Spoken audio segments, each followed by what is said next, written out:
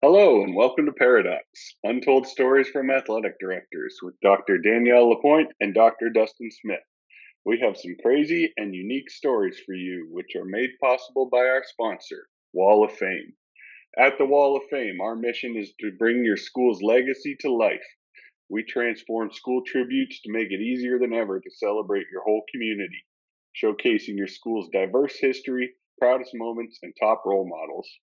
We understand that the true value of our Wall of Fame is in your content. Whether you are starting a new tribute or adding to an existing one, we give you all the resources you need to build an interactive experience and take your content to the next level. Speaking of next level, let's check in to see what Danielle and Dustin have for us today. Hey everyone, today we have Lance Parks with us.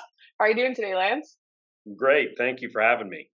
We're excited to have you here. I know Dustin is exceptionally excited today because I just found out that they are only apart by like 10 miles. So we could be into some trouble, listeners, for this. That's how I feel about that.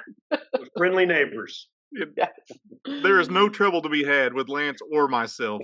Okay. I also found out, I'm just going to jump the gun all over the place now because I also found out that Lance graduated from Broken Arrow, which is where Dustin's at. So there's like a whole bunch of twists in the story here. That's correct. I believe Broken Arrow made a great hire when they brought Dustin in, and I have high expectations of him bringing many championships to my alma mater. Mm-hmm. No pressure at all there.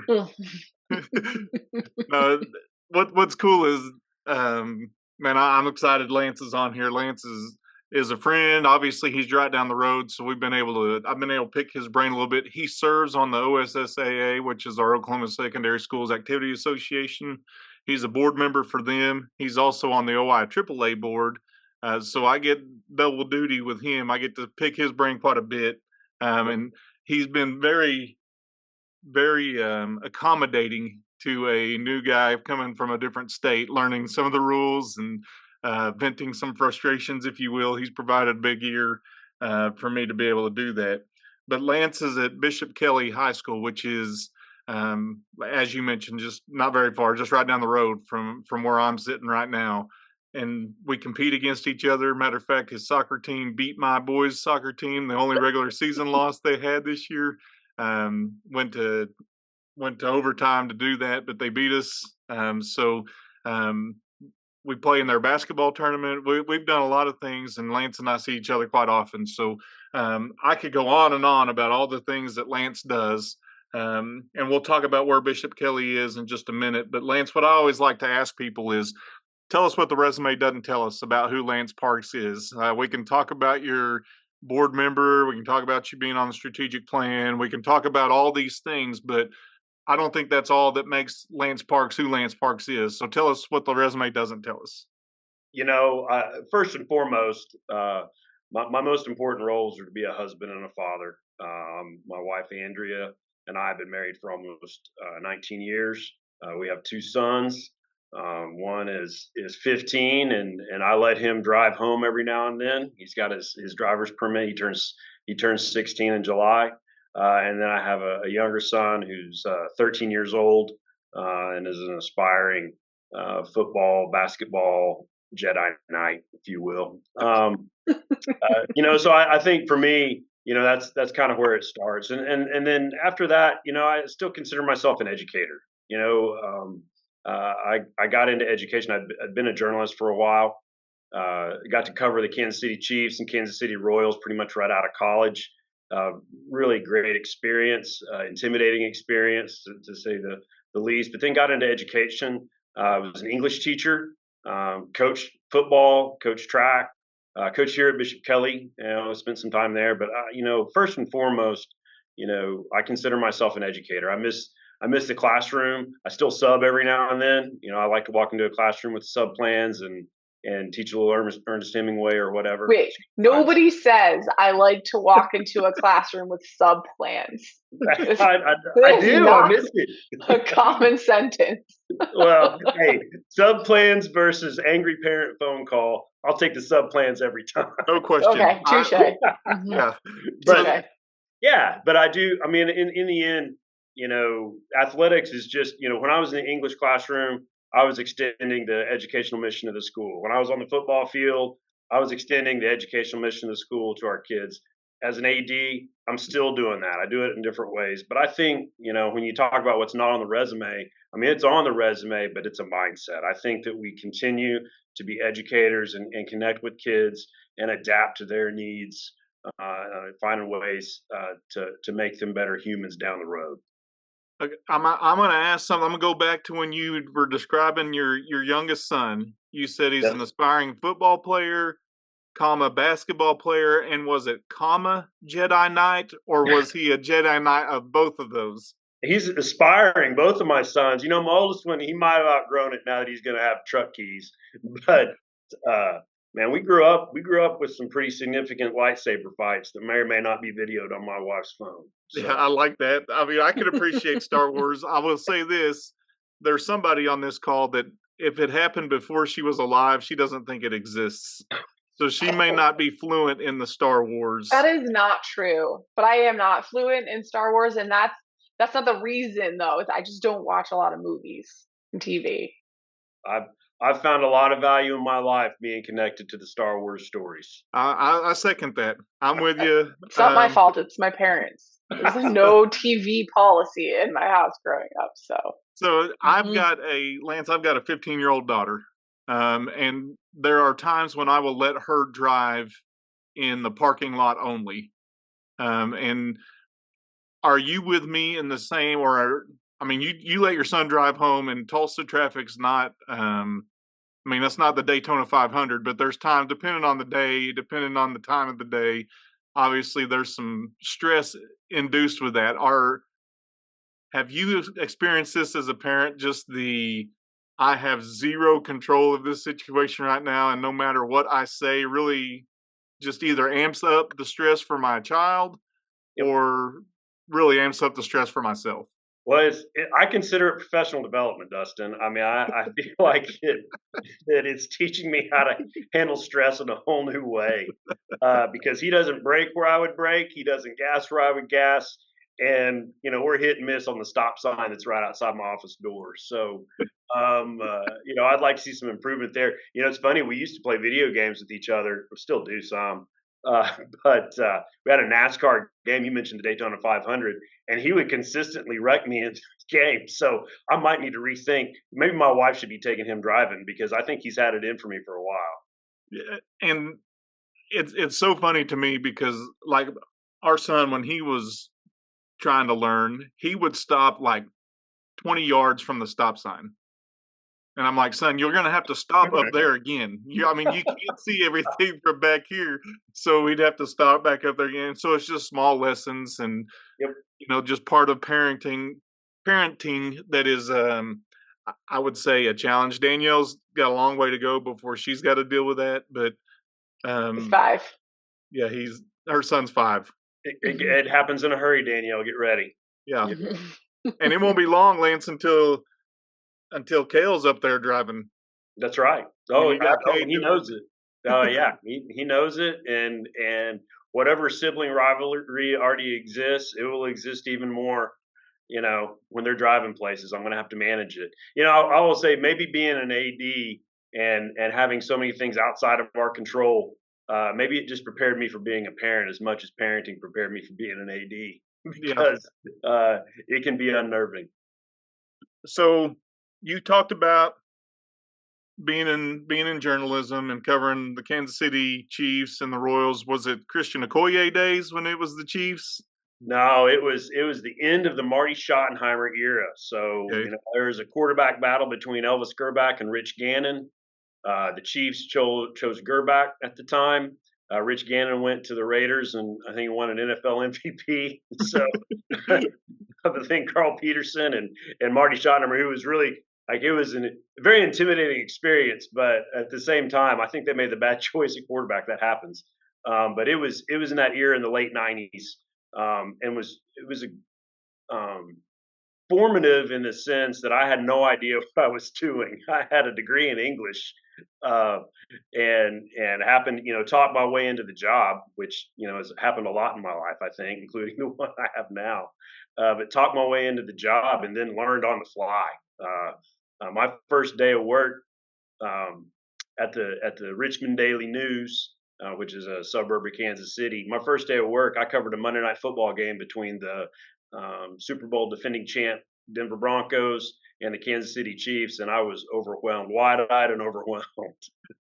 So let me ask you: you migrated or made your way back to the Tulsa area. You graduated from BA, which we established earlier, but you're at Bishop Kelly, and let's paint on a map for people who may be geographically challenged where Bishop Kelly is, and let's talk a little bit about what Bishop Kelly is, because you've been there for some time. You've been at Bishop Kelly 20 years. So let's paint on a map where Bishop Kelly is exactly. I know it's Tulsa, but let's paint on a map. You bet. We're right in the middle of Midtown Tulsa. We're situated in the middle of Tulsa Public Schools District in what is considered Midtown Tulsa. Been here, established in 1960. It is the Catholic school of the Diocese of Tulsa in Eastern Oklahoma. We are their high school, largest non-public high school in the state of Oklahoma by quite a bit. We'll vary from having 880 to 920 students, 9 through 12. We're just a 9 through 12. Most of the students who come here, the vast majority, come from parish feeder schools, K through 8 schools in the area. When they matriculate out of 8th grade, they wind up Bishop Kelly Comets. So for me, I actually started here as a teacher and coach in 2003. Did a 10-year stint, then left for a little bit to actually work at a school with my wife and where my two sons were in their early days of schooling. And then the AD job opened up back at Bishop Kelly. I got talked into applying for the AD job. I didn't really know what that entailed at the time. I've learned since then. And then I've spent 10 years as the AD. So in total, 20 years here. It's been a great community for my family to be a part of, for us to grow up in. I have pictures of my sons as infants on the sidelines after finishing coaching games here. People have been really good to us, and to me and to my family. Well, and it's a unique setup because it's only 9 through 12. You don't have middle schools. You don't have junior highs, if you will. You've got 9 through 12. And so that's a different dynamic than some of our listeners across the country may not be familiar with just that format of just dealing with high school kids and, hiring coaches. You may not have to hire as many because you don't have to worry about the junior high so much. So let's dive into what Danielle likes, the fun part. Let's talk about some fun stories, some crazy stuff that you've witnessed from your AD chair that you've been highly successful. You've got a volleyball coach that has won at a high level, and you got a unique setup in your gym. You remodeled and tried to make some things different, but it's still the old original gym. And so trying to make that work. So I'm not going to try to stab at where you're going to go with some stories, but I just know the layout of that place. So let's talk about the fun stuff and the stories that we get to deal with as ADs. You bet. So probably my favorite story to tell is my first attempt at managing a home varsity football game in the fall of 2015. Attempt. He started it off and said, my first attempt. Yeah. I mean, that's at the end of the story. You'll understand what I'm talking about. So we were under construction. So you mentioned, our remodel. So at that time in 2015, we were in phase 2 of a 3-phase reconstruction in our stadium area. So I didn't have access to home locker room. I didn't have access to home concession. It was fenced in, shut down. Middle of September here in Oklahoma, it's hot that time of year. Also, we usually get a series of storms in September, and that's where this will go. So I'm brand new AD. I'd actually started the previous January, but spring sports, crowds are small. It's pretty easy to manage. I thought I knew what I was doing. Had my list of things. Had my people in places. So a visiting team shows up playing Coweta, which is down the road. It's on the other side. So it's another 10 miles the other side of Broken Arrow from Bishop Kelly. Kind of a country town in a lot of ways. A lot of good friends there. I learned a lot from their AD. He's retired now, but he was a good man. In any case, so they show up. I get them. We're lockering on the same side. So I have 2 visitor side locker rooms that have 2 75-man roster 5A football teams in them, and they can hear each other. So they're banging around. I've got the crowd coming in, gate workers where they needed to be, press box people where they needed to be. I'm sweating like crazy. You guys know what it's like. I've been setting up all day for varsity football game with construction. My trusty assistant AD, who by the way happens to be at Coweta now, but she had her role, and she had actually been in the role for a while, so she knew a little bit more than I did in a lot of ways. So we're getting ready to go out and warm up, getting ready to open the gates, and my athletic trainer, who was still working here at the time, walked up to me and said, she said, Lance, we got lightning within 10 miles. I'm like, okay, well, what does that mean? She goes, well, that means we got to clear the field and no one can come in. Oh, you got to be kidding. So I make everyone come back inside. And just as I get everyone up inside, I look, and there are 4 Coweta buses pulling up. It is their band. And it takes 4, bands in Oklahoma, they're big and they're good. I love it when the band comes because the band parents come and they buy tickets. But at the same time, here comes their band. Well, they need a place to go. Like, well, you can't go anywhere. So I'm like, well, I'm going to send you guys up to the gym. So I sent the visiting band up in the gym. I got the visiting team in the locker room. I got my coach ready to roll. I said, nope, got to stay inside. You guys know how it is. And the worst part of all this, we're under lightning delay and the sun is out. And that happens a lot in Oklahoma. So there's a storm sitting there and lightning within 10 miles, but the sun is out. Like, it's not even raining. It makes it really hard. So I get the band up to the cafeteria. I got the teams under control. I feel like I'm good. I've told people they can't come in the stadium. Well, the other side of the stadium, they had let some people in. So no, we can't do that. And I look up in the stands, and there's a very large older gentleman sitting in the bleachers. I'm like, well, this is a problem. And I walk over to security, and I ask, I'm off-duty Tulsa police officers, and I say, hey, he can't be here. And they say, well, you go tell him that. I said, all right, I'll do it. And this gentleman, I got to know him later on. It turns out he was a bouncer for many years in the 80s at local nightclubs here in Tulsa.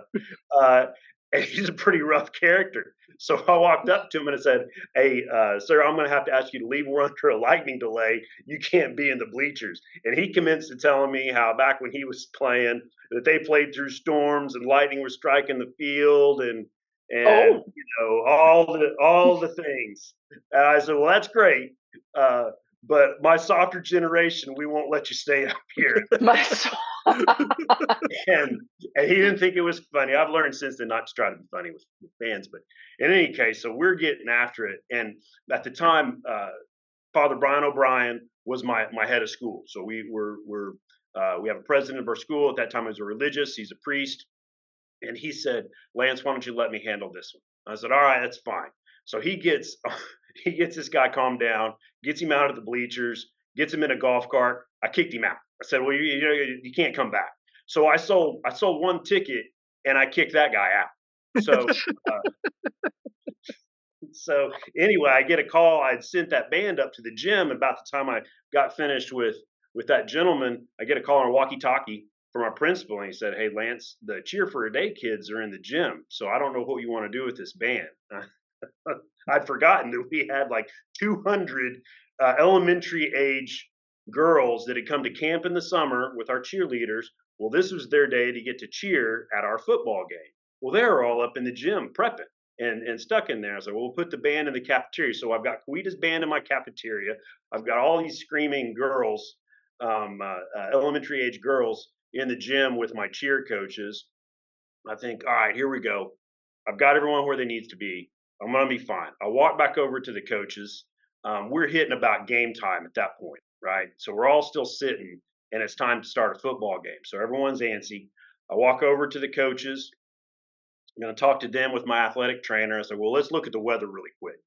So we all pull out our phones, and we have 4 different apps with 4 different radars showing 4 different things. I got nothing. I'm going somewhere with this. This is a formative night for me. So we got 4 different radars. So I've got 2 coaches going at it. Like, no, we're going to be fine. We should start warming up in 30 minutes. I'm like, whoa, no.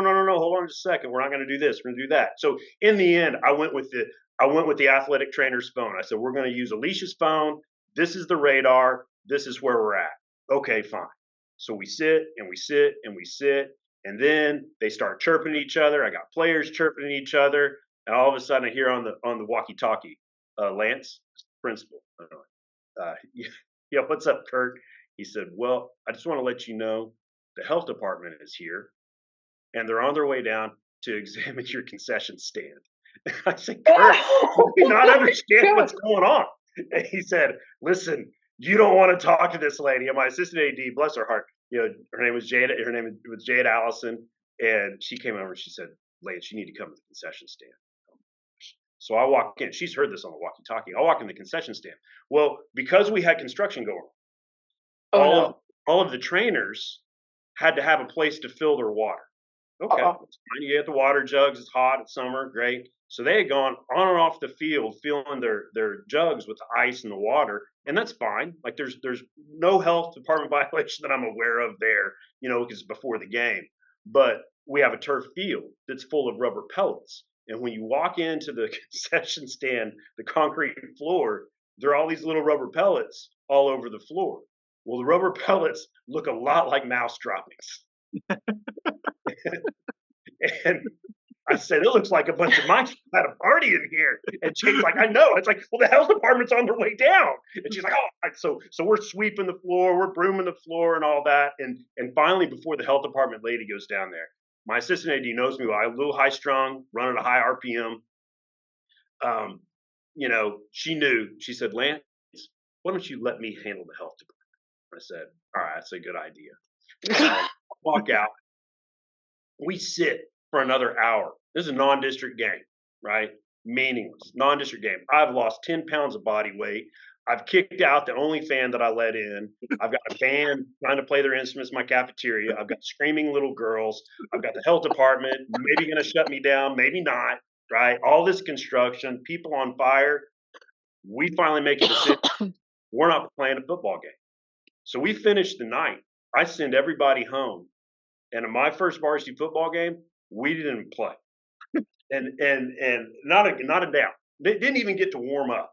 And that was my first experience coaching varsity football. I'm only laughing because it's incredibly relatable. Yeah. Not the health inspection part, that's for you, but all the other things are so relatable. I've had similar experiences where all of these things are going on and people are wanting things from you. And you're not a meteorologist. We've had ADs talk about that before, right? You're not a meteorologist, but you need to know what's going on and what time it needs to be going on. And it is a very stressful situation to be put under. It is. And I'll say this, that entire time, all of those hours doing that, the AD from Coweta was playing with his grandchildren. And so I'm going to talk about some things that I learned from that whole night.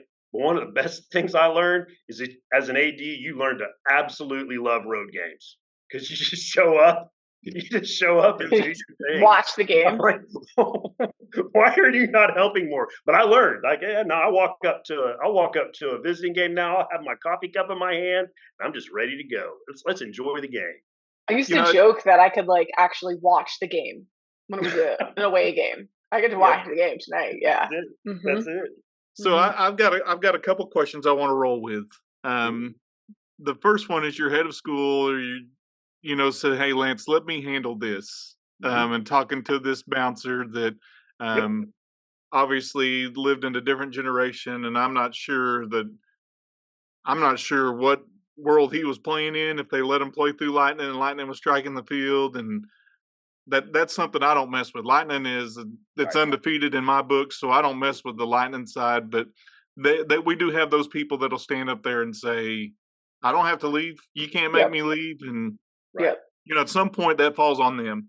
But then you're on the bleachers though, trying to get them down. You are now actually still on the bleachers in the Lightning, trying to get them down.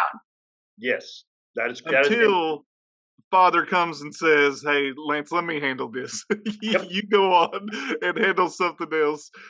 Were you at a 90 at that point? Oh, I was. And Just you know, red faced and I was. You know, I will say through all of that, what I learned is that at that time, I was surrounded by incredible people and had a great leader, school leader supporting me. And I still have that. I still have that. But what I've also learned in my time at Bishop Kelly, that gentleman was Catholic. And Father O'Brien knew that. I don't know how he knew that, but he knew that. And one thing I've learned is when someone with that collar walks up to someone who's Catholic, they have a whole different level of credibility than an athletic director. And Father O'Brien used his influence to get that gentleman out of the bleachers on a golf cart and back out in the parking lot. So I appreciated that. so you have all the while you have these screaming cheerleaders in the gym. Mm-hmm. Children, and like elementary, where are their right? parents? Because they don't come without parents. So where are their parents at this time? They're also in that gym or sitting in their car. One of those two areas. Yeah, But they're little kids though, right? Like right. Elementary school. They are. And I missed out on the opportunity to sell all of their parents' tickets. Made me really sad. Yeah, you missed out because you didn't have a game at all. So you didn't get to have a one ticket with the guy you had sold the ticket to kicked out. So right. All that this is your first home football game? Yes, sir. I mean, it can only go up from there. I mean, I'd only been a coach before, and I just felt like everything always ran smooth. I mean, the clock was running, we had officials, like no big deal, right? And then I learned the other side of it. I tell coaches who I coach with are still coaching here, and I tell them all the time, you know, hey, are you ready for the game? And listen, you kick the ball off. We just got to get to that point. I don't care. It's up to you after that point. Yeah. So part of that you got to deal with the officials too. You mentioned them. So when's communication with them, and where do you have them housed? If you're using the two visitors' locker rooms, where do you have the officials housed? They're with the mouse droppings in the concession stand. Yeah, right. Yeah, they're hanging out with the mice. Yeah. No, I had a separate office that was up in that gym area. I had them housed up there, and the principal who was up in that area at the time, like that's the station he took. It was certainly not laid out. What I learned after that, so I can tell you, we have articulated lightning plans, policies that are in place now that I didn't know that they needed to exist until that night. I'm like, yep, this is what we're doing. We have a siren that goes off now when lightning strikes within. We have a whole system instead of 4 different radars. We have a siren that'll sound as soon as lightning strikes within 8. It's 8 miles now instead of 10. People are faster, but we have more parking actually, so we were able to lessen it. But when it strikes within 8 miles, that siren goes off, and no one has to look at their phone. The officials were up in an office that I would consider is probably about a quarter mile, maybe a little bit less. Yeah, we're a little over a 40-acre campus, so they were up on the upper 40, if you will. Yeah. So did you communicate with them via walkie-talkie and the principal, or did you? So you didn't have to walk back and forth and talk to them, say, "Hey, this is what the coaches are wanting. This is what I'm seeing." All the fun stuff that comes with a lightning delay. Right. No, I had some good folks up there to help me with the walkie-talkie. I always remember to like talk about behind the scenes.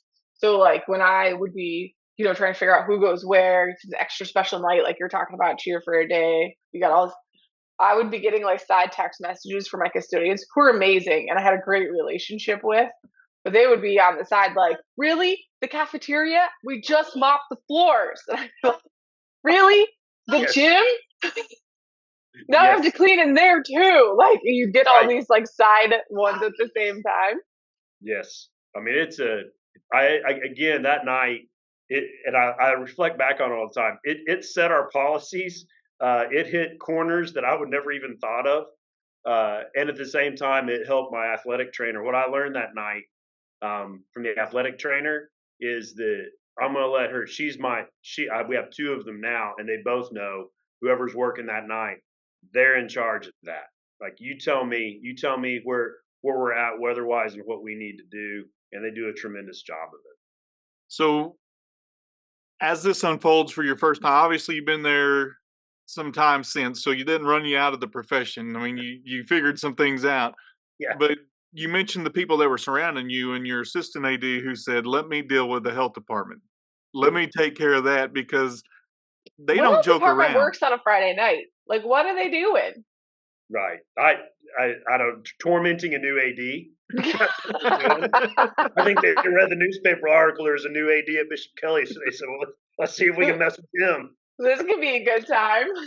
Yeah, and Jay did a great job. My assistant AD did a great job with the health department. I mean, we managed to keep our concessions running for the next game. But you didn't have to have them that night, which was okay. But Right. I mean, all the things that were piling on you at that point, you had to think, okay, I could blow my lid right now. Right. And my sarcastic self would have said, hey, it looks like a bunch of mouse were in here. And Right. they would not have found that as funny as I would have. Right. And I don't know what kind of jokes were told, but when I walked in, it's what I thought. I was like, what has happened? What is all of this? And then you realize, oh no, it's the rubber pellets that came off their shoes, right? I mean, it just happens. And you guys know, you walk on those turf fields, that stuff spreads everywhere. But yeah, I don't know what Jay did to get that health department lady in a good place, but it got done. And that's the biggest thing, right? She said I'd take care of it, and she took care of it. So it was good. Okay. And allowed you to do that, and you allowed her. I mean, I still think back to the first thing when she said we got lightning within 8 miles. You're like, what does that mean? And okay. That was not of all the things I was anticipating. This is what I'm going to deal with at a varsity football game. I knew there would be weather delays, but the magnitude of it and the timing of it, and we've done it many times since. And again, one of the biggest deals is, and you know this, Dustin, Northwest Arkansas and Oklahoma, it's all the same in a lot of ways. You can have the lightning delays where it never rains. With the lightning delays where it's pouring down rain and dark outside, I don't have any issues getting the stadium cleared. Right. Mm-hmm.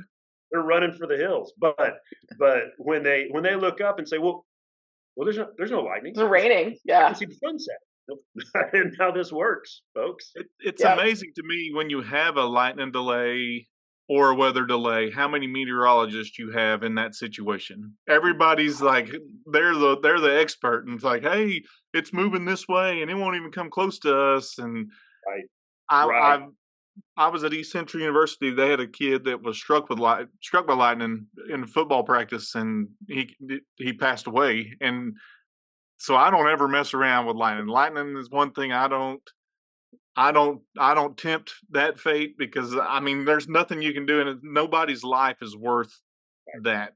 And you ended up not having a football game because you were delayed so long. And I mean, at the end of the day, the game was not worth it. Correct. I mean, I laugh and make light of it now. The pressure at the time, obviously, first and foremost, is keeping people safe. And the magnitude of, and this, the magnitude of a varsity football game and all the different people from communities, two communities that are coming together that are involved, keeping all of them safe. There's a responsibility there that I can tell you was far beyond anything I had done in a classroom or as a coach, right? Yeah. And I felt the weight that night, but also, and to come back to that same point, what I also felt the lifting of was the people around me who I loved and trusted.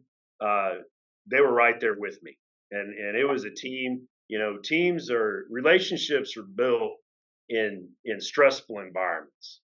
Relationships don't get built on happy days at the park as much as they do when you're under pressure with those people, and they learn to trust you and you learn to trust them. And that was a great night for that. But it began with, you're right. I mean, lightning is not something, and I think that for me, I think that community-wise, people understand that better now than they did even a decade ago. I don't have the pushback at all. People understand. They know what that horn means now, and they've seen our protocols, and they know how serious we are about it, and it's not as much of an issue. But man, that night there was a lot of weight. There's two things you just highlighted that I think are important. The first is like your lightning plan, right? You have a lightning plan, great. But how that lightning plan is almost different for when the lightning comes with rain and when it doesn't come with rain. Right. Like when it's raining and it's lightning, people kind of get up and go. But when they're not, it's not necessarily raining, or maybe it's still a gorgeous night. You don't even see the clouds. Like that's a different situation that needs to be handled differently, even though it might look similar on paper. So I think that's a really important aspect to talk about, because and then you have to do what you just talked about. And I don't know, have another way to like phrase this. Maybe Dustin does, but like you have to train your fans. You train them. They know what this means. They know what to do, and that takes a minute. Like that's not going to happen overnight or your first couple games. Like, you have to train your fans to, this is the gate you come in. This is the gate you leave. This is what you do when you hear this noise. And that's really, I mean, that's a lot of behind the scenes work and communication that makes it all seamlessly go together. It does, and we delegate that. You're right, and you have a plan with the knowledge that you have to adapt, right? Mm-hmm. And you adapt to the circumstances to some degree, and we prepare for those things as much as we can. But we do delegate. I will say this one thing is really important. My coaches are, first and foremost, my coaches are trained on, because what I know is that no matter what the fan thinks of the AD, the fans, especially the parents of those kids that are on the team, those kids are going to follow that coach. Those parents and fans see that coach as a leader, and when the coach is on board with whatever it is you're asking them to do, whether it's sportsmanship or lightning, when you have a coach that's on board, a head coach that's on board, and his or her assistants, then a lot of those fans are going to fall right into place lockstep. And I lean on our coaches a lot. Like they help with the policies and the plans that we develop, and any adaptations we have. Every time you change a facility, you got to change your policies and your procedures. But getting those coaches on board is huge. Mm-hmm. And I got incredible. Dustin mentioned a former volleyball coach. We've won. From a success standpoint, Bishop Kelly joined the OSSA in 1967, and we're second in the state number of state championships won by a high school as an OSSA member school. We've had a lot of success here for a lot of different reasons, but it starts with, we've had great coaches who are bought into the mission and bought into the athletic department, and that's where it starts too. I mean, if I was telling someone, hey, I've got to develop these policies, what do I need to do? I said, well, you talk to your coaches, because they're going to give you some interplay, helping you understand, and they'll have buy-in. But coaches buy-in is really important to that. I think you make a great point there, Lance. And what I do with my coaches, I make them practice the emergency action plan. I make them practice if we have a lightning delay, what that looks like. And they don't like doing it. It's not the most fun thing for a practice session. Right. But I think it's important, because when that event happens, they know exactly what to do. And you can't really control the chaos of your stands. You can't control the chaos of other people, but you can control your team, and the coaches know this is what we're doing, this is where we're going. And that's all also dependent upon your PA guy or gal, whoever that is, delivering the message to say, hey, we're in a weather delay. We'll resume 30 minutes after the last lightning strike. We'll keep you posted. At this time, you need orderly leave the facility. I mean, even that script is important for the PA person to be able to say, okay, and present that information. I always had PA guys like, I guess I don't matter because I got to stay here through it all. It could be a serious storm, and I got to tell them, hey, this is what you got to do. And so, that's part of the duty that they have. And we even went to a recording at one point to where it was a recorded deal, so I could get those people out and they could be safe if they needed to be. But it's dependent on so many people. You can have the plans, but if the people don't know what the plan is, then it's really just words on a page. And so you've got to figure out. I try to make my coaches, and they hate doing it, but it helps with the flow. If they know what they're doing and where they're going, and then I got to communicate that with my visiting team as well. I mean, you guys were going to the same side, and you guys are right next to each other, and coaches in that environment, they're ready to go. They're ready to play. Yeah. They've waited all week to get to Friday night, and here it finally is, and they don't get to play. They're just chomping ready to go. So the communication happens, and you said it, you got to have coaches that are bought into what's going on. Right. And I've been fortunate through the years to not. I mean, I've got some stories. Obviously, we won't tell here some interactions in those cases that have not been greatest at the start, but we always finish in a good spot. So we talk about there's a mutual friend of our show that's been on here before, and that actually coached with you, and Jason Color, that we need to have you and Color come on at the same time, and we need you to tell a story on Color, and then let Color tell a story on you as a coach or whatever. But that may be a future episode that we do for sure, just to have you two on there, because I think that'd be hilarious. Anytime you get Color in a room, you know. Oh, I've got some great stories about Jason Color. You know what? He wasn't at Bishop Keller for very long. We did coach together. We coached football and track together, and he was here for a few years. But those few years he was here, he made a huge impact, not only on kids' lives, but on the stories that we all can tell now. Right? I mean, Jason is, man. He is a character. He's a good man, and he's a good coach.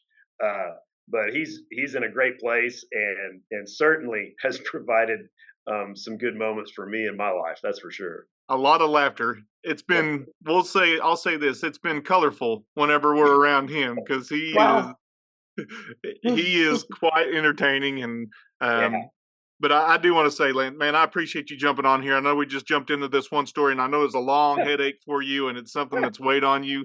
But we're looking at, seriously, our next season having multiple guests on here and be able to, and I think that'd be awesome to have you and Jason on here together, so you guys could go back and forth, because you know he can entertain people. But I appreciate what you do in our state. I appreciate what you do at Bishop Kelly and for our profession. You're a model AD that people need to really get behind, and I think this story has a lot of practicality to it for our ADs that they can put into place even now. And it's something that we're always going to battle weather. It may not be your first Friday night football game, but at some point during the football season, you're going to do that. The best time is if you're on the road, because then all you're just saying is NMP. It's not my problem. That's right. I'll just talk to my people, and I'll go sit in the car or whatever. And it seems timely too, because there's a lot of extreme weather going on recently, right? And like you guys in Oklahoma, and like you guys are, have to worry about tornadoes and all of these things. Now I know there's like a system in place where you don't necessarily have games if that might happen, but I don't know. I just feel like talking about how much weather affects ADs and their role and their planning and thought processing, and like just everything that happens as quickly as what you're saying. All of these things, we can think about it now. Oh, you should have done this, or what about this? But in the moment, and I think you also really highlighted really well, like how hot you were. That is real. Like you are dripping sweat. You look like you just ran a marathon. You are all over the place trying to make sure everybody's safe and taken care of, and you've communicated with who you need to communicate to, and you were just beating sweat. And then somebody says like, hey, what about a health inspector? Like you're the last person the health inspector wants to see right now. You're just a sweaty mess. But it's a perfect example of how it all kind of can happen at the same time. And that support system is really good. But I don't think that the Mother Nature is doing us any favors right now, making our jobs any easier with how extreme the weather has been recently. And we open talking about not being in control when our children are driving a vehicle. And I think, the weather is one thing. We can't control it. We control how we respond to it, but we can't control it. I will say this, you mentioned the tornadic weather, severe weather that can happen in Oklahoma.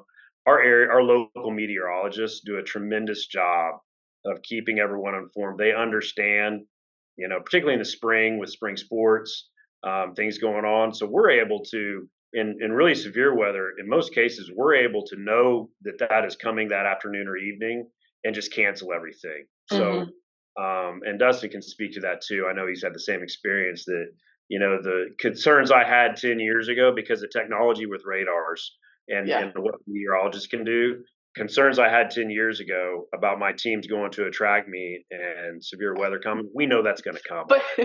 But you can't overlook the bouncers. The bleacher bouncers is what we're going to call them. You got to throw someone out, keep a priest in that back pocket. Man, our district would cancel like all outdoor activities because like hurricanes were coming, and they'd be like, "But we're not a direct hit." Like, they're like, "I used to play and get struck on the field." You're always going to have to deal with the people who think your decision wasn't the right one. Yeah, the heavy stuff's not coming for a while. Let's go ahead. What? No one needs to board up their homes and evacuate. That's not what needs to happen. Like, Right. yeah, there's not everybody sees the entire picture, and that just makes it sometimes a lot harder. So talking about it and knowing that, when you're the AD and everyone's looking at you to make those decisions, you're not alone. There's a lot of people who've sat in that seat with Right. the bleacher bouncer. So let me ask this, my last question for you, Lance. Yeah. Were you more heated on this football night, or were you more heated in the lightsaber battles with your son? I got some pretty good lightsaber moves. I would say that night it was a little more heated. I think I was more prepared for a lightsaber battle than I was for all the things hitting me different directions that night. Yeah, it's a lightsaber of a different kind with a lightning rod. That's right. You got a lot of it out of the way in one night. Yep. It never did rain. I'll just throw that out there. It never rained all night long. He'd save that caveat for the very end. Right. Yeah, it's beautiful. Well, Lance, I appreciate you jumping on here, man. I thank you for being willing, and I'm serious. I'm gonna get you on here with color because I think you two together would be a lot of fun. Sounds great. I really appreciate you guys having me. I love what you guys do for ADs across the country. There needs to be a support network, and things like this really help because we do. Again, like I said, we're all educators to begin with, but athletic directors deal with the most emotional side of people, good and bad. At the end of every season, everyone in both locker rooms is crying, and they don't do that in an English classroom. They do that in a locker room, and that leads to hard life sometimes for ADs. So it's good to have support and things like what you guys do. Really appreciate you having me and appreciate what you do. Thank you. I mean, that goes right back to you and all ADs, right? That all of the work everybody puts in, and that's kind of why we kind of made this podcast, right? Let's have a little bit of fun with this profession, and everybody can use it and learn from it. So thank you so much for jumping on with us, and look forward to that Jason Color episode. That's for sure. Absolutely, I'll be ready. I have some pictures too.